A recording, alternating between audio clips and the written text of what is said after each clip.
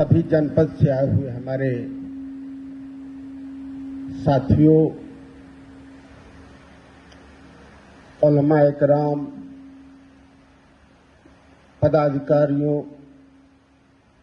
और नौजवान साथियों, मैं आप सभी का बहुत ही शुक्रगुजार हूं कि एक अहम मुद्दे के चर्चे पे आप सभी लोग अपना वक्त दिए। मैं खास तौर पर शुक्रगुजार हूं किसान पार्टी के राष्ट्रीय अध्यक्ष भाई बीएल वर्मा जी का, मौलिक अधिकार पार्टी के राष्ट्रीय अध्यक्ष भाई जेपी शास्त्री जी का और फूलन क्रांति पार्टी के राष्ट्रीय अध्यक्ष भाई कश्यप अरविंद बिंद जी का, पत्रकार बंधुओं का और प्रिंट और इलेक्ट्रॉनिक मीडिया का, जिन्होंने पीस पार्टी के मिशन को जनता तक हमेशा पहुंचाया है। साथियों, आज चर्चा होनी है। आपकी भी जो विचारधारा होगी हम सुनेंगे, उसका विश्लेषण भी करेंगे। आपका जो सुझाव होगा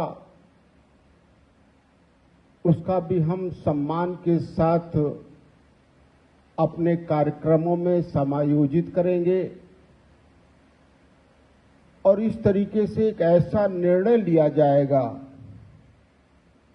कि समाज के, देश के सभी वर्गों को, चाहे वो किसी धर्म का हो, किसी जाति का हो, किसी वर्ग विशेष का हो, किसी इलाके का हो, उसको संविधान के अनुरूप, संविधान के हिसाब से न्याय मिले और उसे सम्मान के साथ विकास करने का अवसर मिले।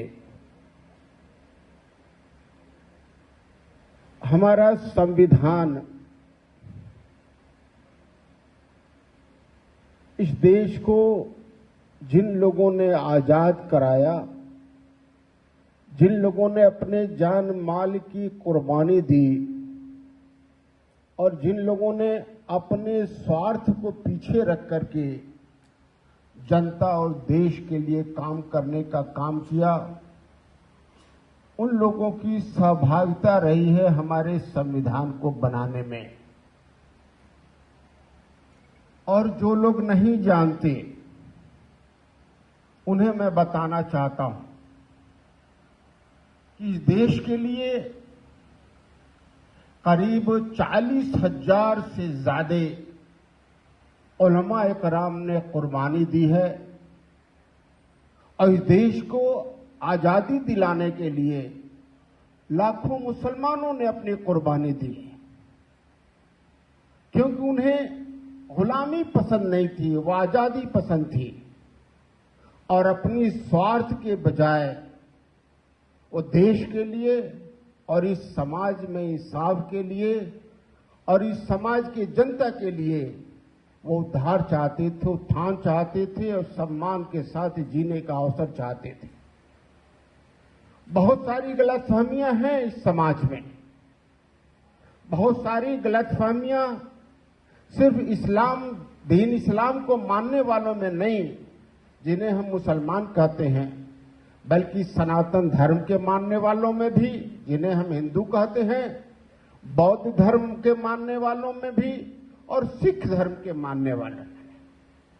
और मैं ये भी कह सकता हूं, आज मैं बिल्कुल सत्य और दावे के साथ कह सकता हूं कि जो लोग देशभक्त कहते हैं अपने आप को, शायद वो देशभक्ति के बारे में जानते भी नहीं हैं। जो अपने को इस देश के संचालन करने वाले हैं, जो इस देश के संविधान का शपथ लेते हैं, शायद वो संविधान को नहीं जानते, और अगर जानते भी हैं तो उस पर चलते नहीं। वो देश के साथ भी अन्याय करते हैं, संविधान के साथ भी अन्याय करते हैं, समाज और जनता के साथ भी अन्याय करते हैं, और अपने को देशभक्त कहते हैं और न्यायपरक कहते हैं। साथियों, दीन इस्लाम में बहुत सारी भ्रांतियां हैं, और बहुत सारी भ्रांतियां हैं, और वो भ्रांतियां हैं कि दीन इस्लाम का इस संविधान से और राजनीति से, सियासत से कोई मतलब नहीं है। मैं ये बताना चाहता हूं कि दीन इस्लाम का इस देश से, इस संविधान से और सियासत से एक अटूट रिश्ता है। बिना उसके दीन इस्लाम पूरा नहीं होता। तो जो लोग ये कहते हैं हमें सियासत से मतलब नहीं, शायद वो दीन इस्लाम को जानते नहीं। जो लोग कहते हैं कि हमें संविधान से मतलब नहीं, वो शायद इस देश के, हमारे इस दीन इस्लाम को जानते नहीं। जो लोग कहते हैं कि हमें राजनीति से मतलब नहीं, वो शायद दीन इस्लाम को जानते नहीं। तो ये सब का रिश्ता है। एक बहुत बड़ी भ्रांति एक और है, मुस्लिम समाज में एक बहुत बड़ी भ्रांति और है। जो लोग रिजर्वेशन की बात करते हैं, चाहे वो पिछड़ों की रिजर्वेशन हो, या सवर्णों की रिजर्वेशन हो, या दलितों की रिजर्वेशन हो, या शेड्यूल ट्राइब की रिजर्वेशन हो, जो लोग रिजर्वेशन की बात करते हैं, वो लोग अगर मन से खड़े होते हैं, जिसे हम पसमानदा समाज कहते हैं। पीस पार्टी ने आज तक न तो पसमानदा शब्द का इस्तेमाल किया है और न ही अल्पसंख्यक शब्द का इस्तेमाल किया है। हमारे में ये दोनों शब्द प्रतिबंधित हैं। कोई इस दो शब्द को इस्तेमाल नहीं कर सकता। पसमानदा, क्योंकि वो जानते नहीं कि वो क्या इस्तेमाल कर रहे हैं। जो मुस्लिम समाज के लोग पसमानदा इस्तेमाल करते हैं, वो जानते नहीं कि पसमानदा क्या है। जो लोग अल्पसंख्यक का इस्तेमाल करते हैं, शायद वो जानते नहीं कि अल्पसंख्यक का मतलब क्या होता है, इसलिए वो इस्तेमाल करते हैं। मगर पीस पार्टी जानती है, समझती है, इसलिए वो इस्तेमाल नहीं करती। साथियों, हम दीन इस्लाम को मानने वाले हैं। हम अपने आप को मुसलमान कहलाते हैं, और मुसलमान होना यह हमारा संवैधानिक अधिकार है, और हम उसी पर चल करके अपना हक लेना चाहते हैं। जो लोग पिछड़े वर्ग के लोग हैं, हम उनको हक दिलाना चाहते हैं। जो दलित वर्ग के लोग हैं, हम उन्हें उनका हक दिलाना चाहते हैं, और जो सवर्ण वर्ग के लोग हैं, हम उन्हें उनका हक दिलाना चाहते हैं। अगर हम सबको हक उनका नहीं दिला सकते, अगर हम सबको अधिकार नहीं दिला सकते, तो हम ये नहीं कह सकते हैं कि हम दीन इस्लाम को मानने वाले हैं। जो लोग सिर्फ एक समाज की बात करें, जो लोग एक वर्ग की बात करें, जो एक धर्म की बात करे, जो एक इलाके की बात करे, मेरी समझ से कि वह दीन इस्लाम से नावाकिफ है, वो दीन इस्लाम के बारे में जानता नहीं। आज जिस तरह से भ्रांति है कि राजनीति से दीन इस्लाम का कोई वास्ता नहीं, हमारे संविधान और देश से दीन इस्लाम का कोई वास्ता नहीं, मैं समझता हूं कि अभिन्न अंग है, बिना उसके दीन इस्लाम पूरा नहीं होता। वो जानते नहीं है वो। इसलिए मुस्लिम समाज कभी राजनीति में खुल करके आगे नहीं आया, अपनी जिम्मेदारी को नहीं पूरा कर सका, क्योंकि वो जानते नहीं है, अनजान है। न तो कोई अदारा है, और न तो इस देश में कोई तंजीम है, और न इस देश में कोई पार्टी है जो सही माने में दीन इस्लाम के सही रुख को पेश कर सके, राजनीति को सही तरीके से पेश कर सके, और लोगों के खिदमात को सही तरीके से पेश कर सके। पीस पार्टी उसी की एक कोशिश कर रही है। आज एक बहुत बड़ी भ्रांति है, अगर आप आरक्षण की बात करो, चाहे वो दलित आरक्षण की हो, अनुसूचित वर्ग की हो, अनुसूचित जनजाति की हो, या पिछड़े वर्ग की हो, या सवर्ण वर्ग की हो, तो बहुत सारे मुस्लिम समाज के लोग खड़े होते हैं और कहते हैं कि ये मुसलमानों में बांटने का काम करते हैं। शायद उस बेचारे को सियासत का और आरक्षण का अल्ली बे पता नहीं, वो बुनियाद है वो जानता नहीं। अब बहुत सारे पसमानदा समाज के लोग अलग अलग नाम से बनाए हुए हैं, चाहे जाति के नाम पर बनाए हों, समाज के नाम पर बनाए हों, इलाके के नाम पर बनाए हों। अगर वो खड़े होते हैं तो सिर्फ गालियां शेख सैयद पठान को देते हैं। मैं समझता हूं उन्हें न संविधान का पता है, न राजनीति का पता है, और उस बेचारे को कुछ पता नहीं। साथियों, ये सभी भ्रमित लोग हैं। चाहे जो आरक्षण की बात करने वाले को मुसलमानों में बंटवारा की बात करते हैं, क्योंकि वो दीन इस्लाम नहीं जानते। आरक्षण के बारे में बात करने से पहले, संविधान के बारे में बात करने से पहले मैं ये बताना चाहता हूं कि दीन इस्लाम में एक वर्ग ऐसा है जो माले निसाब है और एक वर्ग है जो माले निसाब नहीं है। जो माले निसाब नहीं है, जो दौलतमंद नहीं है, एक सीमा तक उसको एक कैटेगरी में रखा गया है, और वही ज़कात और सदकात का पैसा ले सकता है, मगर वो लेता है, और जो माले निसाब है उसे देना लाजिम है, फर्ज है। तो दीन ने बांट दिया है लोगों को, मुसलमानों को नहीं बांटा। दीन तो ये कहता है कि जो हमारे नबी पर, हमारे रब पर जो इत्माद करता है, ईमान रखता है, सब भाई हैं, मगर उन भाइयों में जो कमजोर है उसको उसका हक है लेना, और जो कम ताकतवर है उसका हक है देना। तो इसका मतलब ये नहीं है कि दीन ने मुसलमानों को बांट दिया है। इसी तरह से हमारे संविधान ने कहा है, हमारे इसमें दीन की भलाई है, मुसलमानों की भलाई है। अगर ये बांटा गया है तो मुसलमानों की भलाई है, हमारे दीन की भलाई है। ये नहीं है कि बांटना है। इसी तरीके से संविधान ने जो बना है वो देश हित में है, समाज के हित में है, जनता के हित में है। क्योंकि संविधान मानता है, ये हर देश मानता है कि जब तक देश के सभी नागरिकों का विकास नहीं होगा तब तक ये देश आगे नहीं बढ़ सकता, समाज में समरसता नहीं हो सकती। ये हमने फैसला नहीं किया है, ये उन लोगों ने फैसला किया है जो ये चाहते थे, जिन्होंने अपना खून दिया है, जिन्होंने अपना सब कुछ न्यौछावर किया है। उन लोगों ने संविधान बताया है, और वो बताया है कि जो समाज में जो कमजोर है, शिक्षा के तौर पर, तालीमी तौर पर और सामाजिक तौर पर जो भी कमजोर है, उसे आरक्षण मिले, आरक्षण मिले उसे। संविधान ने ये नहीं कहा कि उसे जमीन दे दो, जायदाद दे दो, पैसा दे दो, सब कुछ दे दो। संविधान ने ये नहीं कहा है। पिछड़ापन दो तरीके का है, एक तालीम में पिछड़ापन और एक रिजर्वेशन। एक पिछड़ापन जो समाजी तौर पर हो, जो समाज में कमजोर माना जाए, और जो तालीम में कमजोर हो, वो पिछड़ापन है। और उसको बढ़ाने का वाहिद रास्ता एक है, संविधान ने बताया है।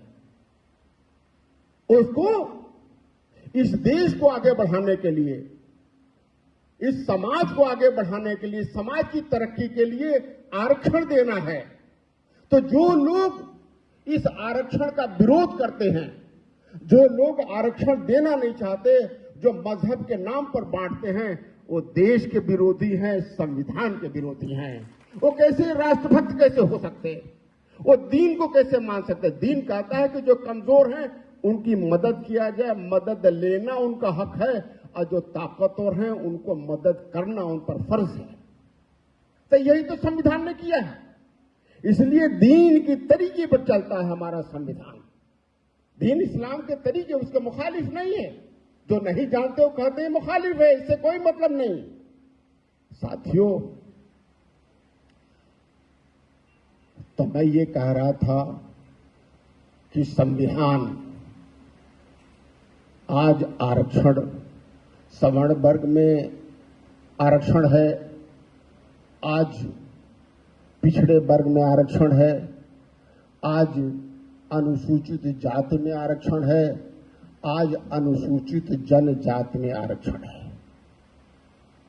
अब कुछ चीजें आपको साफ तौर पर समझनी पड़ेगी, गौर से सुनिएगा। आज जो मीटिंग बुलाई गई है, इसका सिर्फ एक मकसद है कि एक परिचय हो जाए, एक जानकारी हो जाए कि आरक्षण क्या है और संविधान हमारा क्या है। इस मुहिम को इंशाअल्लाह नवंबर तक मैं खुद बिजी किसी काम में हूं, दिसंबर से इंशाअल्लाह 2 दिन इस मुहिम को लेकर के मैं और हमारे सहयोगी दल, ये सभी राष्ट्रीय अध्यक्ष हर जिले में, हर विधानसभा में हम लोग रात्रि निवास करेंगे, सबसे मिलेंगे और इस पर चर्चा करेंगे, प्रेस कॉन्फ्रेंस करेंगे, ताकि सभी लोग सही तरीके से समझें। मेरा अपना मानना है, हो सकता है कि गलत हो, कि कुछ कौम फरोश लोगों ने, सभी वर्ग के लोग हैं, सिर्फ मुस्लिम समाज में नहीं, दीन में तब्दीली कर दी है, दीन इस्लाम में तब्दीली कर दी है और आरक्षण के मुद्दे पर उसका रुख लड़ा दिया है। पसमानदा बना करके और अशराफ बना करके दोनों को लड़ा दिया है कि लड़ते रहो। न तो बेचारा अशराफ ने पसमानदा का आरक्षण लिया है और न पसमानदा को उनसे आरक्षण मिलना है। लड़ना कहाँ है, दोनों नहीं जानते। तो दो कुछ चीजें बिल्कुल साफ कर दें कि आरक्षण जिसको नौकरी मिलती है या जिसको तालीम में आरक्षण मिलता है, उसके फायदे के लिए आरक्षण नहीं बना है। अगर किसी को गलतफहमी है तो अपने दिमाग से निकाल दे। किसी को नौकरी अगर मिलती है तो उसकी रोजी रोटी बन जाती है, रोजी रोटी तो सब लोग अपना चला रहे हैं।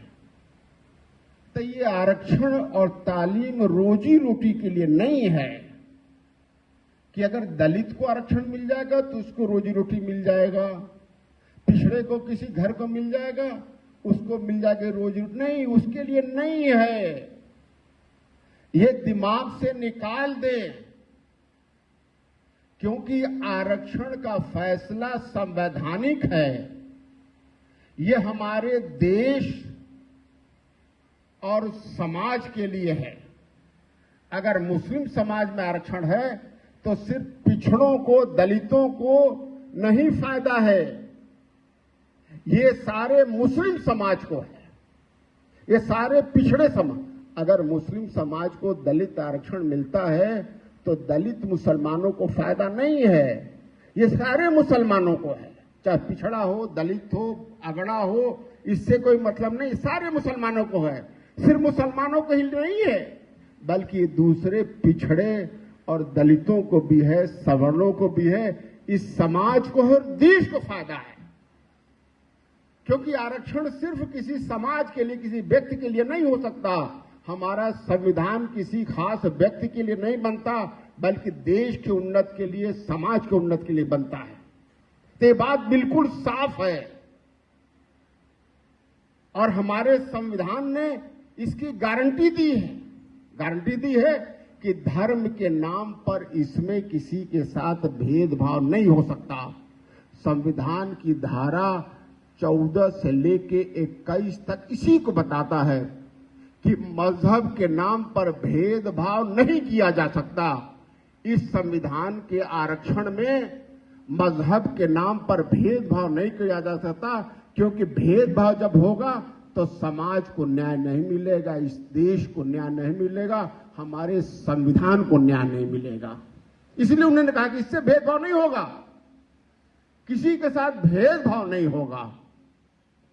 तो ये बात बिल्कुल दिमाग से लगा लें कि आरक्षण किसी विशेष न व्यक्ति के लिए है, न किसी व्यक्ति समाज के लिए है, बल्कि इस देश के लिए है। अगर मुसलमानों में आरक्षण मिलता है तो पूरे मुस्लिम समाज को है। आपने सुना नहीं, भाई राणे सागर साहब ने कहा कि अगर एक जज बनता है, अगर आपके समाज का एक जज बनता है तो दूसरे समाज के जज को न्याय देने के लिए मजबूर करता है। अगर दलित समाज का एक डीएम बन जाए, मुस्लिम समाज का डीएम बन जाए, तो पूरे जिले का मुसलमान खुश होता है। एसपी बन जाए तो कोई पूछने नहीं जाता कि किस बिरादरी के तुम डीएम हो, एसपी हो, और उस पूरे जिले में मुसलमान पर अत्याचार कम हो जाता है। और जब डीएम मुसलमान रहेगा तो जितने अधिकारी हैं वो इंसाफ देने के लिए ऑटोमेटिक मजबूर हो जाते हैं, बताना नहीं पड़ता मुसलमानों को इंसाफ देने के लिए। इसलिए आरक्षण से नौकरी मिलना उस डीएम का फायदा तो कम है, बल्कि पूरे जिले के लोगों को इंसाफ मिलना शुरू हो जाता है। आज हमारे एक दोस्त ने, फुजैल नदवी साहब हैं, हमको एक खत दिया उन्होंने कि साहब मदरसे के लोग बड़े परेशान हैं, उस पर कुछ बोल दीजिए। क्या बोलूं मदरसे के लिए? मदरसे के लिए मैं क्या बोलूं? ऐसा कोई बड़ा इदारा किसी मसलक का नहीं है जहां मैं खुद न गया हूं। सारे मसलक के बड़े अदारे, छोटे अदारे, सब जगह गए। सब लोगों ने कहा कि मुझे सियासत से मतलब नहीं है। सभी लोगों ने कहा हमें सियासत से मतलब नहीं है। ऐसा देश का कोई आलिम नहीं है जिससे न मिला हूं, उसने कहा सियासत से मतलब नहीं है। मगर यह फैसला तो सियासत कर रहा है भाई कि जांच किसकी होनी है और किसको बंद करना है, किसको जहर देना है और किसको पुलिस कस्टडी में गोली मारनी है, इनकाउंटर करानी है। अगर पुलिस नहीं कर सकती तो गुंडों से करा दो, कहा दो साहब गुंडे कर दिए। तो क्या मुख्तार अंसारी को जहर देने वालों का कुछ हुआ आज तक? क्या अतीक अहमद के कत्ल करने वालों का आज तक कुछ हुआ? अगर यही कोई मुसलमान रहता तो पूरा का पूरा इलाका बुलडोजर से तहस नहस हो गया होता। क्या हो गया होता कि नहीं हो गया होता? ये सियासत फैसला करती है कि कौन मदरसा बंद होगा। अभी तो बंद होने की चर्चा आप कर रहे हो। मैं 16 साल से ये कह रहा था लोगों से कि बंद होने का जो चालू भी होंगे वो निसाब वही पढ़ाएंगे जो सरकार तय करेगी। जो सरकार तय करेगी वही पढ़ाना पड़ेगा। आपका निजाम नहीं चलेगा, वो पढ़ाना पड़ेगा जो सरकार चलाएगी, और वही लोगों को रखना पड़ेगा जो सरकार तय करेगी। मदरसा नाम रहेगा, पढ़ाया जाएगा वहां वो सब्जेक्ट जो सरकार तय करेगी। तो ये सियासत तय करती है। तो हमने दीन समझा नहीं और हमने छोड़ दिया दूसरों के भरोसे। 25% है मुसलमान उत्तर प्रदेश में। अगर किसी को 1% भी शक है तो मुझसे बात कर लेगा। मैंने लखनऊ हाई कोर्ट में हमने एक मुकदमा किया था आज से करीब 2010-11 में, और आज जो चीफ जस्टिस हैं वो लखनऊ वो इलाहाबाद हाई कोर्ट के चीफ जस्टिस थे। हमने मुकदमा किया था, मऊ जिले का एक एक घर का सर्वे कराया और ये पाया कि 37% मुसलमानों का नाम वोटर लिस्ट में नहीं है। पूरे मऊ जिले का 37% मुसलमानों का नाम वोटर लिस्ट में नहीं है। और हाई कोर्ट में हमने मुकदमा किया और आज चंद्रचूड़ साहब जो चीफ जस्टिस ऑफ इंडिया है, वो chief justice Allahabad high court थे, उन्होंने और एक और जज ने उस मुकदमे को देखा और ये फैसला किया। इलेक्शन कमीशन के लोग हाजिर हुए, उनके वकील, और हमने एक एक व्यक्ति का 37% लोगों का हमने एक एक लोगों का वोटर लिस्ट में नाम डालने के लिए फॉर्म भर करके पूरा हाई कोर्ट में जमा कर दिया कि इनका नाम हमने फॉर्म भी भर दिया और इनका नाम वोटर लिस्ट में दर्ज हो जाए। हाई कोर्ट ने फैसला किया कि इन सभी लोगों का नाम वोटर लिस्ट में दर्ज किया जाए। इलेक्शन कमीशन के वकील ने कहा कि सबका नाम दर्ज होगा, मगर एक भी आदमी का नाम आज तक दर्ज नहीं हुआ। हमारे पास फैसला अभी भी है। अगर आप लोग चाहें तो फैसला चूंकि अवेलेबल है, सरकारी डॉक्यूमेंट है, आप ले सकते हो। मैं नहीं दाखिल हुआ। आज जो दलित समाज के लोग हैं मुस्लिम समाज में, वो जानते नहीं कि हम दलित हैं। वो अगर हिंदू समाज में है, सिख में है, अगर बौद्ध में है, तो उन्हें अनुसूचित जाति का फायदा मिल रहा है। अंसारी हैं, मंसूरी हैं, कुरैशी हैं, धोबी हैं, हलालखोर हैं, कलाबाज हैं, चिड़ियाबाज हैं, नट हैं, बंजारे हैं। ऐसे करीब 36 बिरादरियां हैं मुस्लिम समाज में, जो उत्तर प्रदेश में 50% आबादी से ज्यादा हैं। शाह अलवी हैं, तो ये बिरादरियां 50% से ज्यादा, वो नहीं जानते कि हम दलित समाज में। ये बिरादरियां जो सिख में हैं और जो बौद्ध में हैं, हिंदू हैं, उन्हें अनुसूचित जाति का आरक्षण मिल रहा है। 25% आपकी आबादी है, मगर सरकारी आंकड़े में 20% है। तो जिस तरीके से नाम आपका वोटर लिस्ट में दर्ज नहीं है, इसमें मैं समझता हूं कि हर आदमी इसमें सहमत होगा कि पूरा पूरा मोहल्ला वोटर लिस्ट में नहीं होता, पूरा पूरा घर वोटर लिस्ट में नहीं है। आप लोग सहमत हैं भाई कि नहीं है? हा? इसी तरीके से आपका नाम मर्दमशुमारी में दर्ज नहीं है। एक मैं आंकड़ा देता हूं कि एक देवरिया जिला है, मेरे पास सारे आंकड़े हैं। देवरिया जिला है, देवरिया जिले में पहले सिर्फ देवरिया था, उसके बाद देवरिया और कुशीनगर हो गया।